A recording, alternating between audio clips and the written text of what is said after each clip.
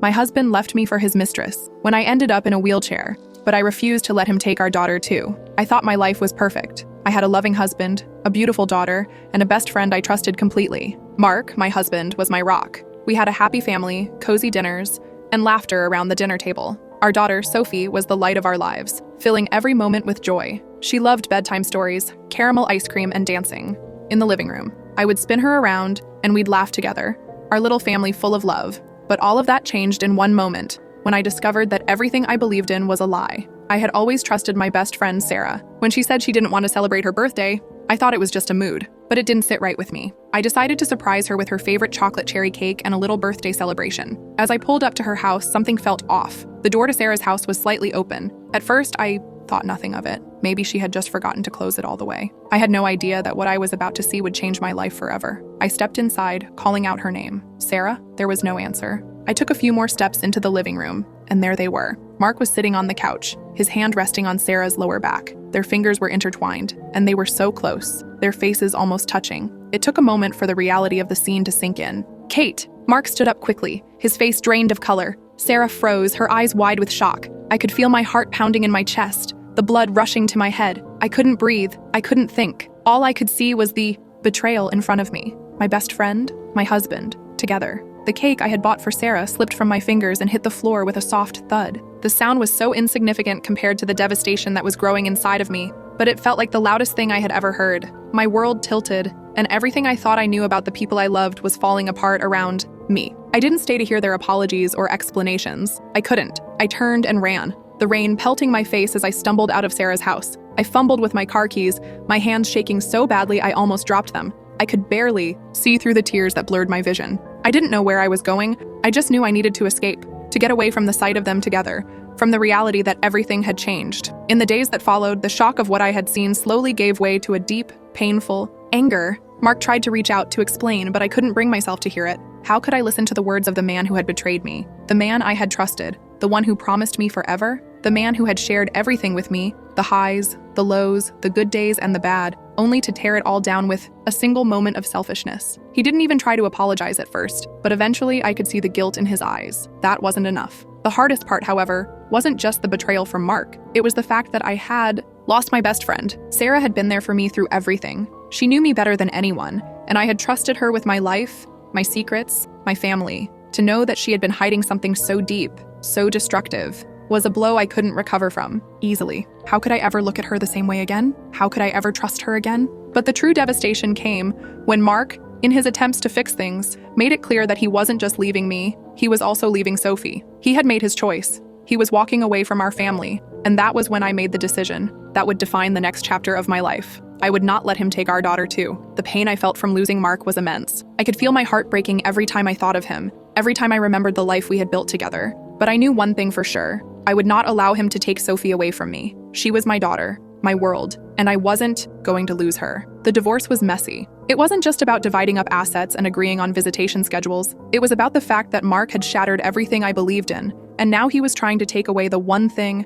that mattered most, the one thing I had left. I fought for Sophie with everything I had, and while the divorce was painful, I knew that I had made the right choice. The months that followed were full of challenges. I had always prided myself on being strong, but I found myself breaking in ways I hadn't expected, not just emotionally, but physically. I ended up in a wheelchair after an accident, my body betraying me at the worst possible time. It was a reminder that life is fragile, that things can change in an instant. But even in the face of all that, I refused to let my circumstances dictate my future. I refused to let Mark or anyone else take away my joy, my strength, or my love for my daughter. I may have lost Mark and Sarah, but I still had Sophie, and that was enough. We were a team, just the two of us, learning to navigate this new reality together. It wasn't always easy, but we made it work. Every laugh, every hug, every quiet moment with her reminded me that I still had everything that mattered, and I would protect that with all the strength I had left. My hands trembled so violently that I could barely manage to fit them into the ignition. My breath was shallow, my chest tight. The overwhelming panic and confusion clouded my mind.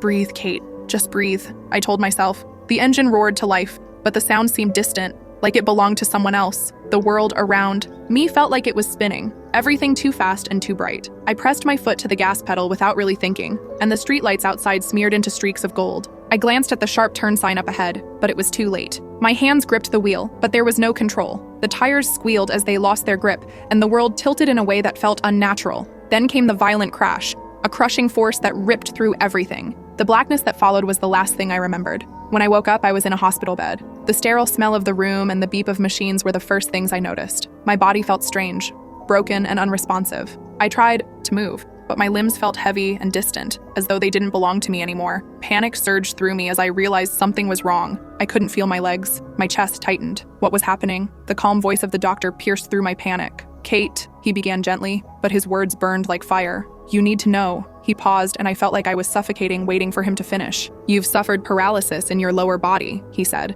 "You won't be able to walk again without significant rehabilitation. Recovery is possible, but there are no guarantees." His words hung in the air, and I couldn't make sense of them. How could I not walk anymore? How could everything change so quickly? The panic I felt before now turned into pure, overwhelming terror. I wanted to scream, to throw myself out of the bed and run, but my body wouldn't listen. The words the doctor spoke echoed in my head, and I couldn't escape them. And then I saw her, Sophie, my daughter. She stood by the door, her tiny face full of fear and confusion. Her eyes were huge, filled with an expression I had never seen before, like she didn't understand why I was lying there, unable to move. Without a word, she rushed to me, throwing her little arms around me and burying her face in my shoulder. "Mommy," she whispered, her voice trembling with uncertainty. I held her tightly, as much as I could, afraid to let go. My heart ached for her, for the life we had, and for the life that was now shattered. I wanted to comfort her, to tell her everything would be okay. But in that moment, I didn't know if I believed that myself. Mark stood by the door. His face was distant,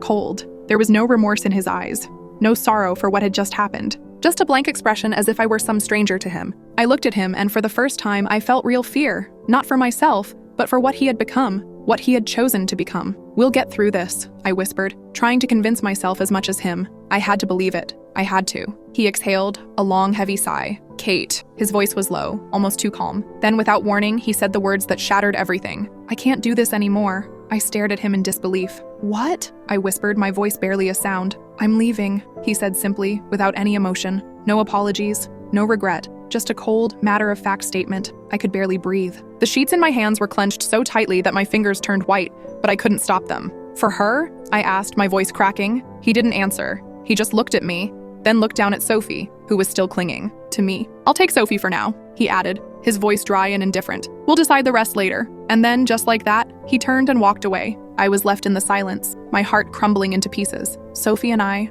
alone. The tears came then, flowing silently down my cheeks. There was nothing I could do. My world had just fallen apart. But then, a spark of determination lit up inside. Me. I had to get back on my feet. For Sophie. She needed me, and I wasn't going to let her down. I wasn't going to let Mark or anyone else take her from me. I had to get stronger. Rehabilitation was the hardest thing I had ever done. Every movement felt like I was learning to walk again for the first time. The pain in my body was constant, but it was the emotional pain, the overwhelming sense of loss, that weighed me down the most. I was angry. Angry at myself for being in this position. Angry at Mark for abandoning us. Angry at the world. And then there was Alex, my physical therapist. He was kind and patient, but there were times when I hated him for pushing me so hard, for demanding that I focus on my legs when all I could think about was betrayal. All I wanted to do was drown in my self-pity. But Alex wouldn't let me give up. "Again, Kate, you can do this. I know you can," he said, his voice firm but encouraging. And though I didn't believe him, something inside me stirred, a tiny flicker of hope. I couldn't stay angry forever.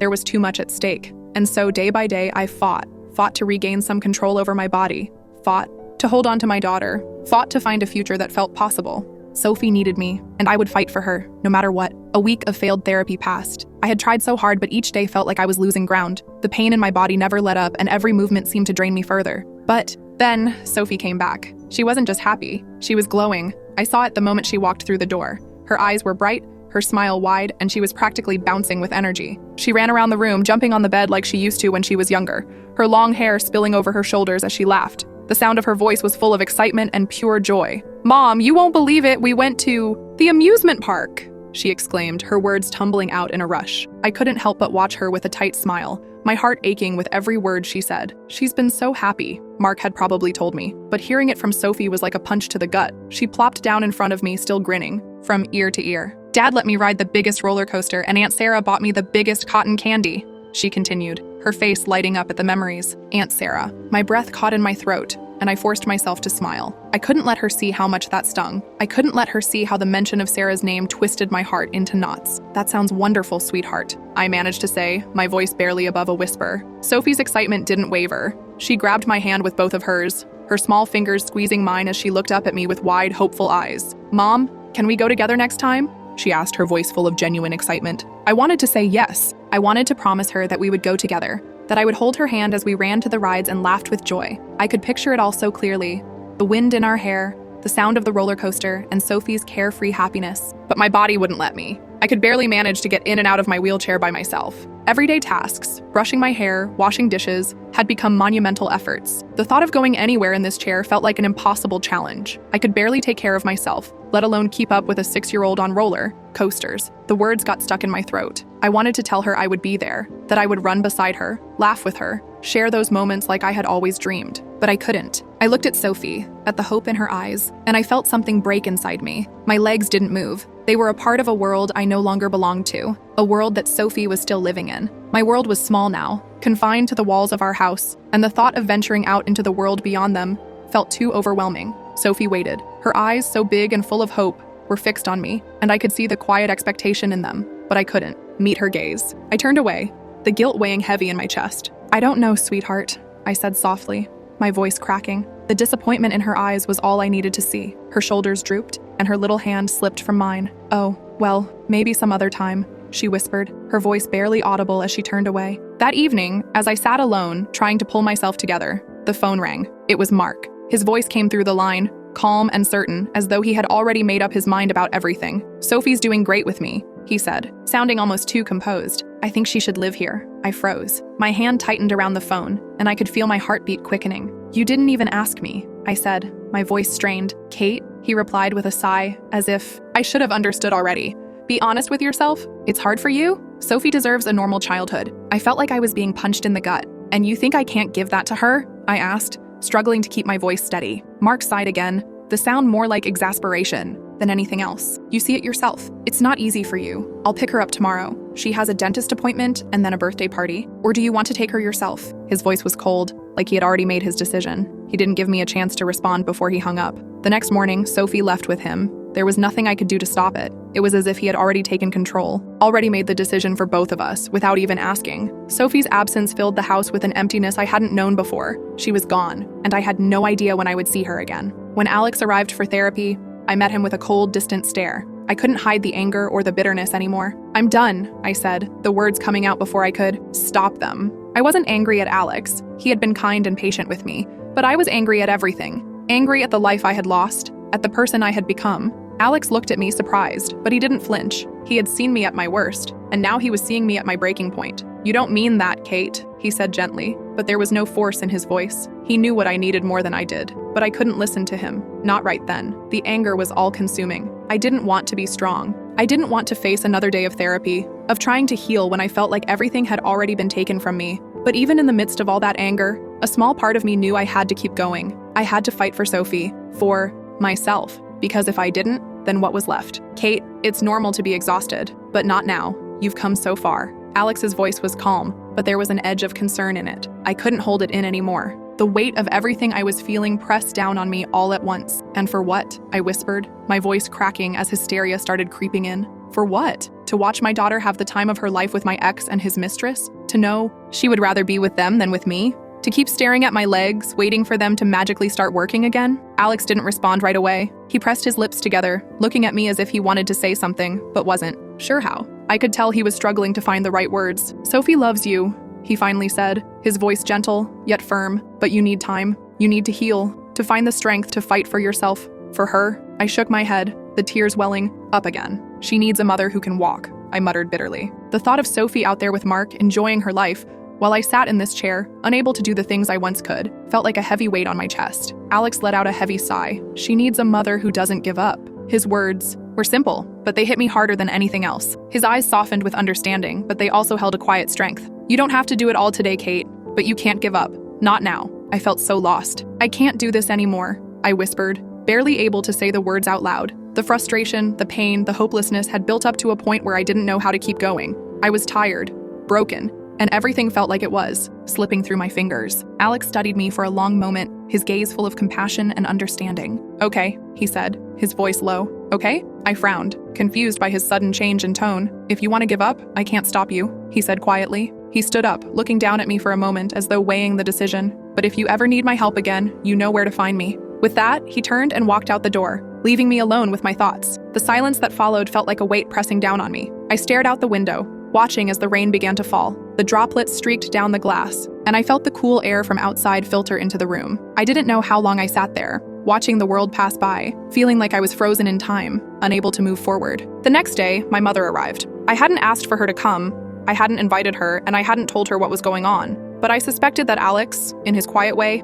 had somehow found her number and called her. I wasn't ready to see her. I wasn't ready for her to see me like this, broken and defeated. But she was here, and there was nothing I could do to change it. She walked into the room without knocking, her steps light but purposeful. She didn't ask permission, she just sat beside me. Her presence was like a quiet comfort, the kind only a mother can give. She took my hand gently, the way she used to when I was little, when I was scared of the dark, or of a new situation. "My sweet girl," she said softly, her voice full of love and warmth. "Everything will be all right." I didn't answer her right away. I didn't have the words. How could I say anything when I didn't believe it myself? How could I tell her everything would be okay when I wasn't sure of that at all? She seemed to sense my silence, but instead of pushing, she just sat there with me for a moment. Then, without saying a word, she opened her laptop and placed it in front of me. My eyes followed her movements in confusion. On the screen, I saw myself. I was a child again, running on a beach, my laughter echoing in the wind. I could see myself stumbling, falling into the soft sand, and then getting back up again, running toward my mother, who was there, arms wide, waiting to lift me into the air and spin me around. I stared at the screen in shock. The image of my younger self felt like it was from another life, another person. It felt so distant. "What is this?" I asked, my voice trembling with a mix of confusion and curiosity. Mom smiled softly, a hint of nostalgia in her eyes. "Your childhood," she said simply. "This was the time when I didn't have the strength to lift you. I had cancer. I was recovering from chemotherapy." I shivered at the thought. The memory stirred something deep inside me. "I remember that time," I whispered, more to myself than to her. "But I didn't know you were sick. You always seemed so strong." She let out a quiet sigh, her fingers still gently stroking my hand. "I wasn't strong, Kate. I was doing everything I could to stay strong for you, to give you a normal life, even when I felt like I was falling apart inside." She paused, her voice dropping to a softer, more reflective tone. "We all have our battles. Sometimes we don't see them until it's too late." I felt my chest tighten. The world seemed to blur around me as I looked at that image of myself as a child, running, carefree, and full of hope. I wondered how she had done it all, how she had managed to keep up the facade of strength while quietly struggling with her own pain. "You never gave up on me," I said quietly, a knot forming in my throat. "You never showed me how broken you were." Mom smiled gently, her eyes glistening with unshed tears. "No, Kate, I never gave up, and neither should you. You're stronger than you think. You've always been." Her words hung in the air between us, and for the first time in a long time, I felt something shift inside me. I wasn't sure if I was ready to believe in myself, but her reminder was enough to light a small spark of hope, even if it was faint. Maybe, just maybe, I could still find a way forward. She just started wearing that scarf everywhere, but I never knew why. The simple act of her wearing it so often became a strange part of my reality, something that felt familiar, but distant. One afternoon, as I sat by the window, looking out at the rain, she turned to me. Her eyes were soft but steady, as if she had been carrying this secret for years, and now she was ready to share it with me. "Kate," she said gently, "when your father died, I got sick. The doctors told me my chances were 50-50. I turned to face her, surprised. I had always known she was strong, resilient, but this was something I had never imagined. "But you recovered?" I asked, my voice barely above a whisper, as if I were afraid of hearing her answer. She nodded slowly, her grip tightening on my hand. "Because I saw your eyes," she said, her voice thick with emotion. "I didn't want to betray your happiness. I knew I had to get better. For you." I had no words. I had never known, never understood the weight she had carried behind that quiet strength, behind her smiles. I reached up, letting her brush a strand of hair from my face, the touch so tender, it almost felt like a promise. And then, the heaviness that had been building in my chest for weeks spilled out in a quiet whisper. "And Sophie, he wants to take her from me." Her face softened, and she squeezed my hand tighter. "Honey, I'll take care of Sophie until you're back on your feet. And that will be soon. I believe it." Her words were soothing, like a balm on a deep wound, but it was the wink she gave me afterward that brought the faintest smile to my lips. "And Alex, I think he believes in you too." In that moment, something shifted within me. I suddenly saw my mother in a completely new light, not just as my mother, but as a woman who had faced her own battles and had emerged on the other side stronger. If she could fight through that darkness,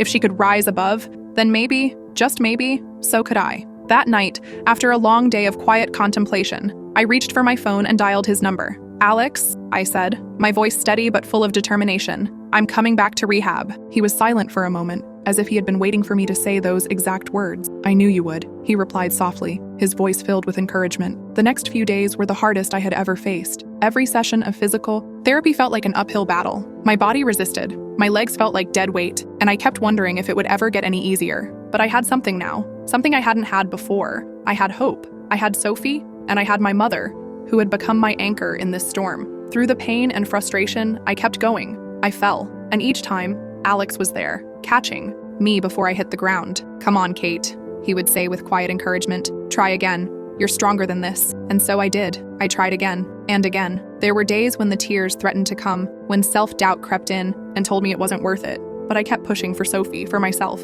"If you need me outside of this," Alex said one day, his tone casual but sincere, "I can help with Sophie. Your mom deserves a break sometimes too." I looked up at him then, and for the first time in weeks, I felt a flicker of warmth inside me. It was unexpected, but welcome. "Is this your way of asking me out?" I teased, half smiling. He chuckled, his face softening. "Maybe," he said, his eyes meeting mine for a brief moment before he turned back to help me with my exercises. The days blurred into weeks, and slowly but surely, my body began to respond. My legs, once so unyielding, began to move. Tentatively, at first, but it was progress. One step, then two. Each small victory felt like a giant leap forward. A month later, I did something I hadn't thought possible. I threw Sophie a birthday party. It was simple, nothing too extravagant, but it was perfect. I stood beside her, smiling, laughing. For the first time in what felt like forever, I was standing, without the wheelchair. My legs were unsteady, but I was upright. I was there, really there, for my daughter. Alex stood beside me, his presence steady and comforting. He held my hand, a silent promise that he would be there for me,